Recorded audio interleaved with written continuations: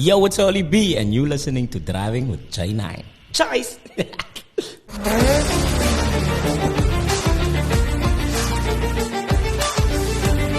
Welcome to Driving with Janine. Today in our Cape Town studio, we have hip-hop megastar Early B. Welcome all. It's so exciting to have you here today. Hello, Janine. How are you? I'm good, and you? She's stressy, taking it easy. It's cold in the Kaap, girlfriend. No, but you should be used to it by now.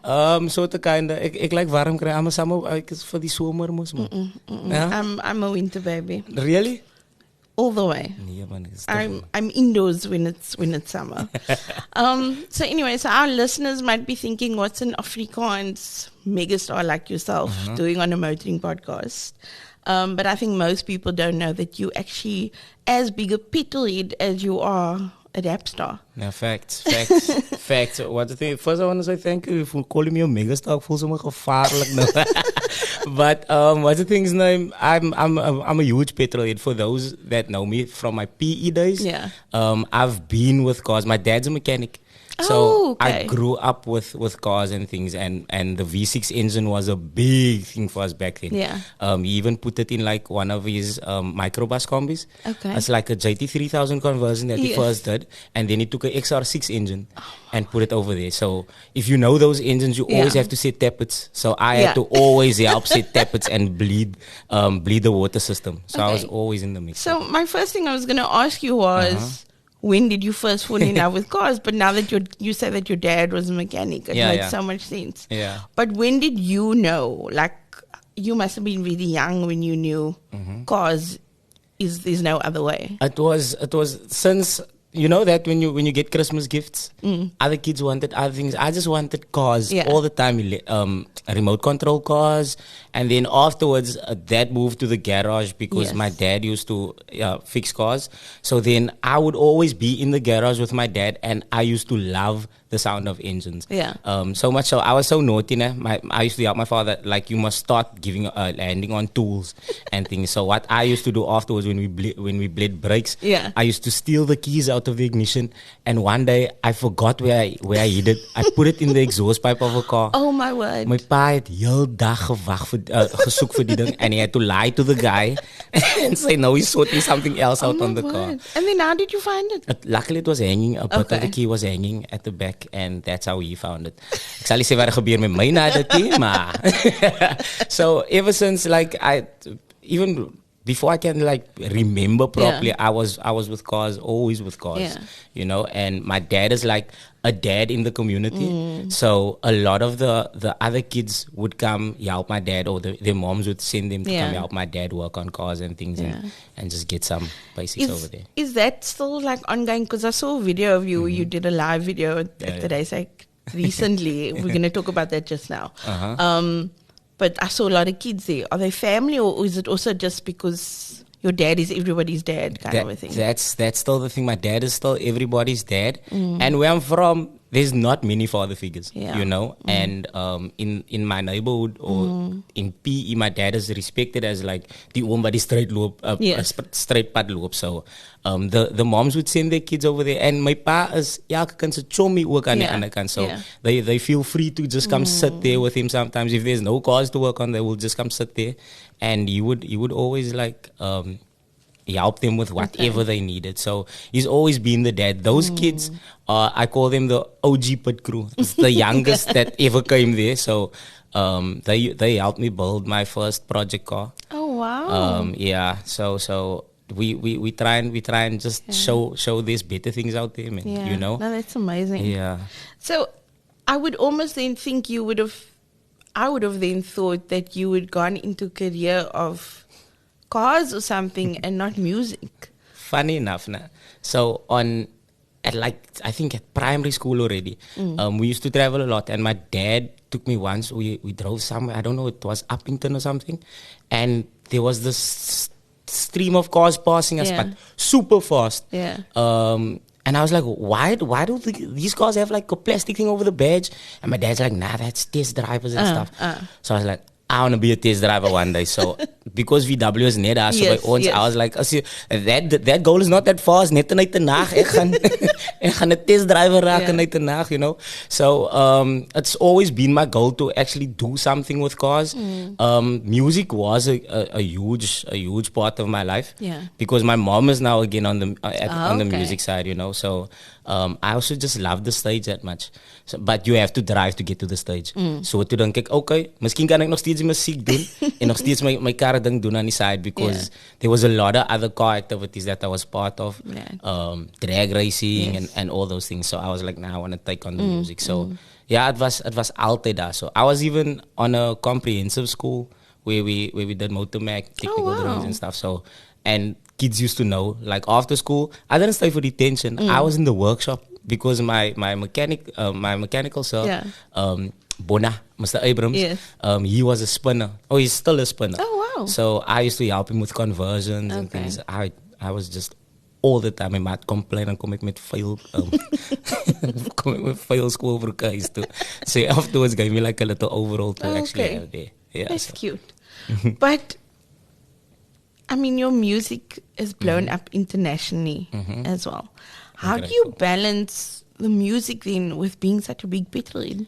You know what? It's really, I just love. I'm grateful to actually have both. Like, you know, the things that I love and I actually do it now. Ek weet nie om jou te sê nie, I think I just manage the time right. But on the other hand, it's really a blessing on the one end, because it's really what I wanted to do as a kid. I speak to my school friends, like, you know, you're actually doing what you said you wanted to do all the time. So it's really a blessing. I'm grateful. And hoe ek manage, weet ek nog steeds nie, maar ek doen het. That's amazing. But I first realized you were petrolhead when I saw you being involved with the Honda Day. I mean, that's a big thing down here in Cape Town. But I think also still across the country. And if you're driving a VW or Honda or Toyota, there are specific cars. It's a VTEC or a 20 valve or a Golfie. Facts. You were petrolhead. True. How did the whole Honda Day being involved? I'm assuming you drive a Honda, or you did? Definitely do drive Hondas. Okay. So the funny thing is, now, I wasn't actually a huge Honda fan first. Okay. So I grew up in a. My father loves German cars. So your VWs, your Audis, your BMWs. I was altijd oor die karre. So I grew up knowing those cars. And then, funny enough, this is how I got into loving a Honda. So this one day, I gaan nou 'n klein storie vertel. Okay, tel. So this one day, I saved enough money, and I was so mad over the Golf 4 Cabriolet. Yes. And I was like, I want the silver one. And I was still on Gumtree that time. Ek soek op Gumtree and I see one in Joburg. So I'm like, I tell my dad, look, ek gaan nie bus hier op vat nou. Gaan ek my chombi kry in Joburg, and dan gaan hy my vat, because the shop was on deck, because I'll never forget it. This workshop, not the workshop, the, how do you call it, the car sales place, and the dealership, sorry. So then, rock up at this, so I spoke to the guy, he's like, the car's here, don't worry, and he's like, you must, so I tell him which day I'm coming, and he's like, just make sure you hear that. Okay. I'm like, 100%. Pull up at the dealership, I see this guy's looking like a bit odd man. He's like, oh, I'm like, it's me, and he runs to the back, and it's taking a while, and I'm looking for this car on the lot. Like, singing the car. So I'm like, maybe they're washing the car or something. And I check, okay, nah. So my buddy's waiting for me over there, and he's like, dude, I think this car's gone. And I'm like, nah, man. So the guy comes out, he's like, yo, I'm sorry, man, sold the car. Oh my word. Yo, my heart, it gesink. I was like, ek het 'n busy opgevat, but anyways, like I'm that type of guy. So right, I gaan soek vir nog een. And he's like, nah, he went to the back and he called now of his other friends who also have dealerships, and they're like, I see rare fours and Golf 4s, and there was a Golf 3, but I wanted the Golf 4 because I wanted the angel eyes and all that stuff. So what happened was, I said, okay, now I'm not gonna take a car now. I'm gonna go sit at my friend's place and look for a car in Joburg, because they don't rust there. So so ek sit daar so, en ek is op Gumtree. Days go on, my geld raak minder. I'm like, yo, ek moet 'n kar nou koop. And my buddy's like, dude, why don't you just come and take a drive again to Dekkers, and we just take a walk. Ons vat 'n walkie, en I come across this Honda, white Honda. And I'm like, I don't really like Hondas and stuff, but I play Need for Speed Underground, so I was like, maybe I can do a few things there. So I'm like, I'm going to buy this car in the meantime, and I'm going to sell it, and then I'll get my 4 again. So I get in the car, buy the car, and my buddy's like, dude, you first check everything. I'm like, nah, man, I think this car's gonna carry me because it was like an old lady's car. Yo, I drove home with that car, and that was the start of, because the performance was there for me, and the reliability, and it was so light on fuel. So I was like, misschien gaan give me go copy. Maybe I should find another Honda. And that's where my love for Hondas came. Okay. And then I started learning about the conversions, the Frankenstein conversions. And with that, you have to reach out to the community because you need to buy another VTEC head. Yes. And all those other things. And that's how I started speaking to the guys in the community, started building relationships and stuff. And that's how the love for Honda grew and the popularity grew, because I started buying parts all the time. I wanted this part, I wanted that part. And that's how I got involved with the guys, Zachary, Bailey. That's how I got involved with the guys at Honda Society. So ek is 'n groot Honda kop nou, baie groot. I see so. But I also, when I bought my VTEC, I didn't want a Honda. I was very upset because you know what you're getting when you buy a car or a Honda VTEC from a guy in Cape Town. You know where that car has been or what it's been doing. True. And my heart was on a 2012. No. And then I was so like, okay, fine. After leaving 3 days, just give me the VTEC. And I drove up to Joburg with it. And then it took me a few months. And then I started falling in love with it. They grow onto you, man. And the styf was once they grow onto you. And then when it got stolen, I was completely devastated because then I was madly in love with my car. Just like it. That's the worst, you know. Having a car stolen because you build that bond with this car and then kom haal iemand dit maar net. Maar moenie waar nie hulle dag gaan kom. And you know that car was Cape Town stock. Ja, nee. Tussen akkies. Tussen akkies. They pull lekker. So man, like that's one thing about Cape Town's guys now again. They'll be like, nah, it's totally stock. You on the line with us, so like totally stock. Yeah, those things VTEC bars here, next thing, bam. Like, what? That's not the stock thing. No, it's not.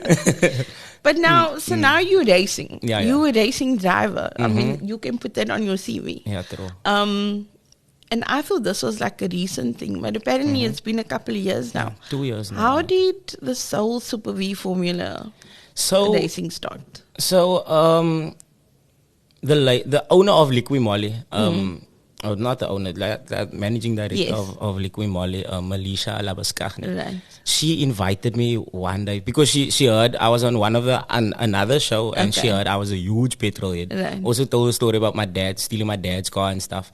And then she invited me to a track, a test day with Pablo Clark. It's the Ferraris over there. So we had to just like hot lap with the Ferraris around the track. And Jackie Schechter, he was like, okay, it's your turn to, because he showed me first what the track was. And then he was like, it's your turn to go. So we're driving his passenger and he's like, just hang on quickly. I'm gonna pull over in the pits. I'm gonna get in one of the other cars and then you can just follow me. And he starts pushing and pushing and pushing, and I kept up with like his driving and stuff. Not like you, I don't know, maybe he didn't push that hard that time. Maar ek het hom vasgehou. So when we pulled over, he was like, your time for this car is actually good and things. And he spoke to Melisha for a while, and then Melisha asked me, would you like to do racing? Wow. So I was like, yeah, for sure, no problem. I didn't know it was gonna. I thought it was gonna be a Ferrari. I was like, yo, so much same time in a Ferrari. Ek mind. So it was. So then we came to Uncle Andre Leroux's hangar, and this car stood over there, and I was like, yo, open wheel car. So I'm just looking at the car, and he's like, come, let's see if you fit in this thing. I'm like, here gaan ek go. Hoeveel car, you know? Because that's a total different. It's totally different from your normal car. So I'm like, okay, now I'm gonna jump in this car. I get in the car, starts it up. So it's VW engines, 8-valve motors. So he starts it up and he revs it, and we're speaking about the car and things. Luckily, I know much now about the VW cars, and he's like, nah, we built like a connection, and then he was like, I think we can mold your seat for you and get yourself ready. And ever since my first race, I stayed in it. I just loved it. year after That year. is literally living the dream. Nah, true. I'm so grateful because it just happened, man. You know, sis was ek het nou gaan soek vir dit en dinge se sê it happened, and I'm so grateful. For Leka Djy firstly. And also Uncle Andre Leroux and all the other guys that helped with the cars. That is so cool. Yeah, it's quite a journey. Like, even though it's what you've always wanted to do, it was completely accidental. So true. Yeah. Can I tell you something about the accident also? Okay, yes, please. So I did my first race for Leka Djy. Now check this. So Malaysia is super happy. Earl is gonna race now, and it's like she knows my time is okay. So I'm gonna do at least okay. So she invites the guys of Goldwagen, all her friends. So here's like Dick Nikke here, and he's ek for the eerste keer in my race. So I'm used to drag racing. Right. And circuit races are patient guys, man. Yes. You know, hulle vat hulle tyd.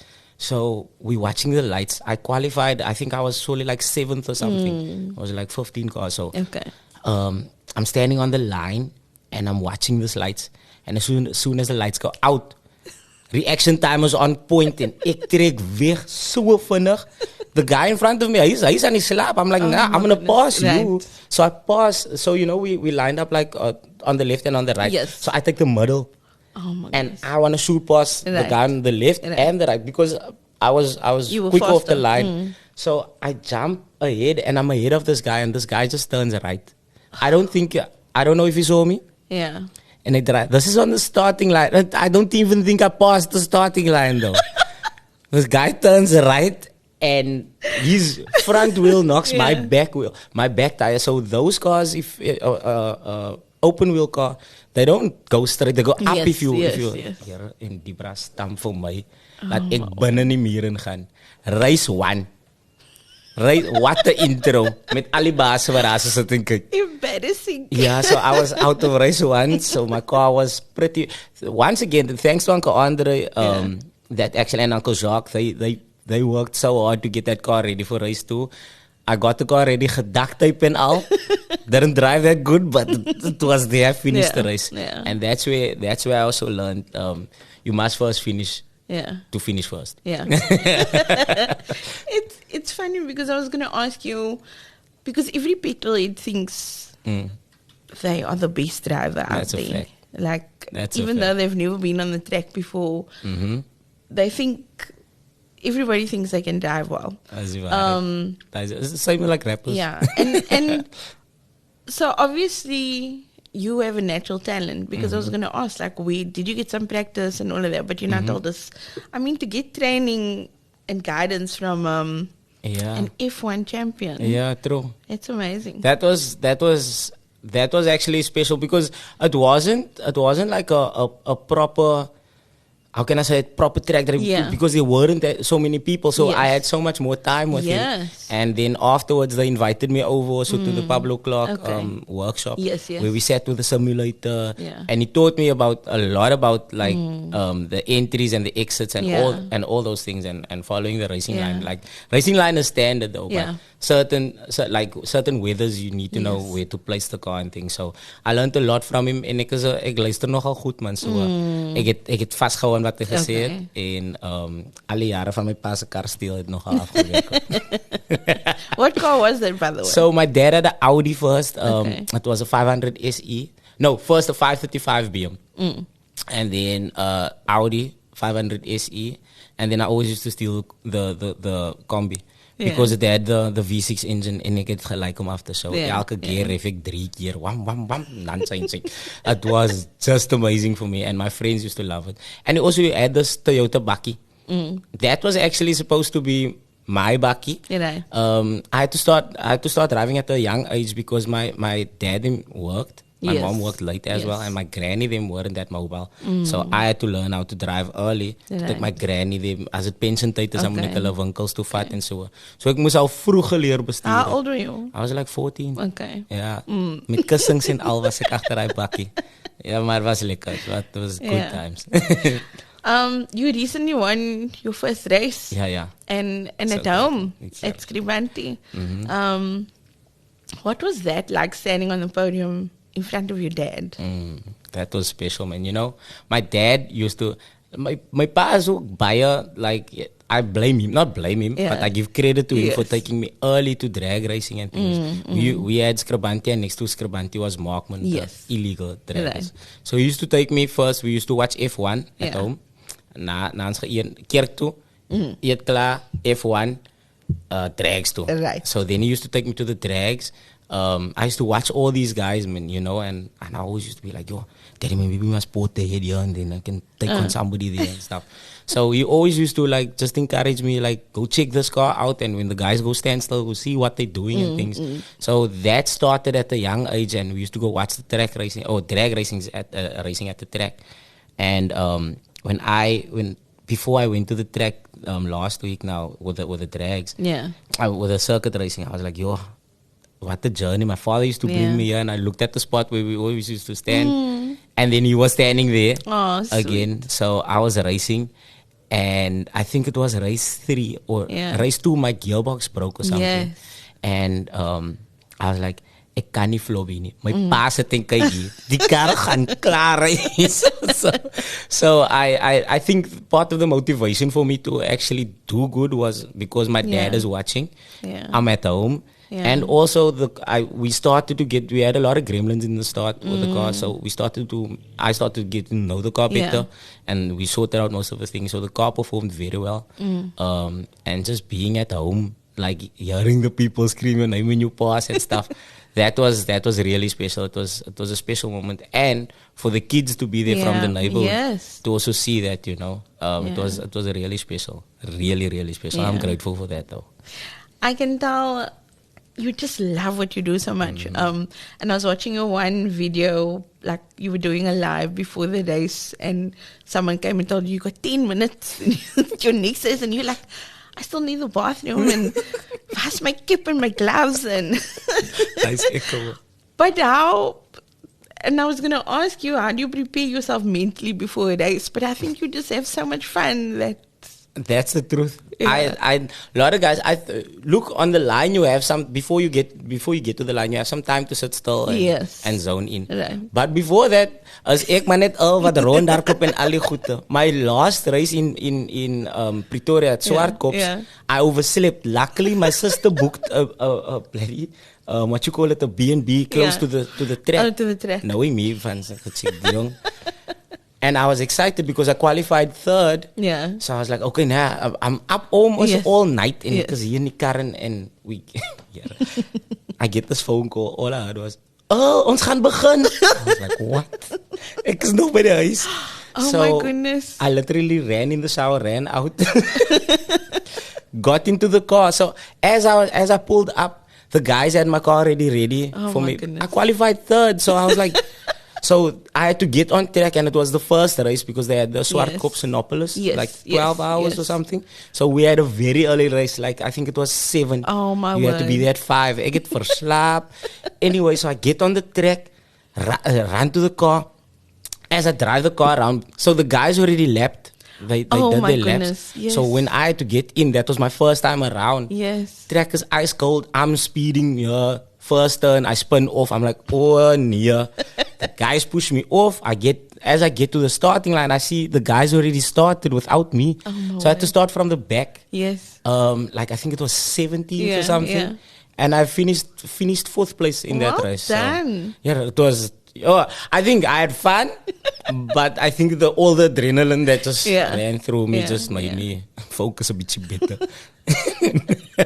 It's great. No, but it's just so lekker to you just enjoy what you do. It was really lucky.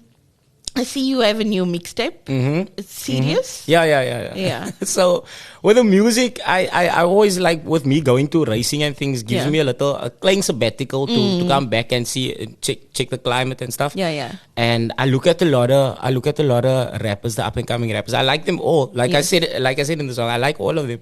But I felt it was too much of a serious energy, man. You know, hip hop is there to educate on the one end, but it's also not just an aggressive form of music, man, you know. So I was like, guys, we can actually have fun with this, and ek is a jolly person, you know. So I just jumped onto serious, and everybody thought I was gonna get serious with it because back then with my old mixtapes with Ajami, we were very serious. Yeah. You know, so they thought it was going to be that type of thing. And I just like to play with people also. So Serious was just a song that I felt like, I'm just gonna come drop a little reminder, guys. We can still have fun with this before I drop the other singles. So I've actually the album, the letter of the album dropping.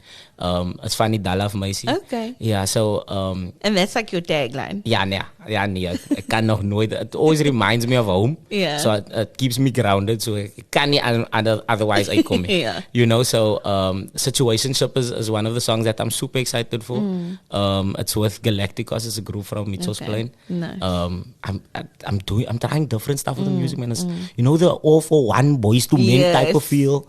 So I want to do something like that. I'm dropping something like that with him. Okay. And then I also have a song where I just speak about being grateful, man. You know, it's called Alle Eer. Yeah. Where I give thanks to God, like for alles wat gebeur in your leven. I'm excited for that. Yeah, when can we expect that to drop? So it would be at the end of this month. It would be dropping end of November. Okay. Yeah. So then it's 100%. Lekker. Yeah. But thank you so much. I had so much fun speaking to you, Earl. And it was so lekker to get to know you as one petrolhead to another. Yeah. And a witte kop. Don't let the Toyota people hear that. Nah. But yeah, thank you so much for coming all the way and coming to chat to me on Driving with Janine. Thank you very much, Janine, because you know what, you made it lekker comfortable. Ek het eintlik lekker gesit. Ek het eens gedrink van my tee nie so lekker was dit, but thank you very much, Janine. I appreciate it. All right. That's it for this episode of Driving with Janine.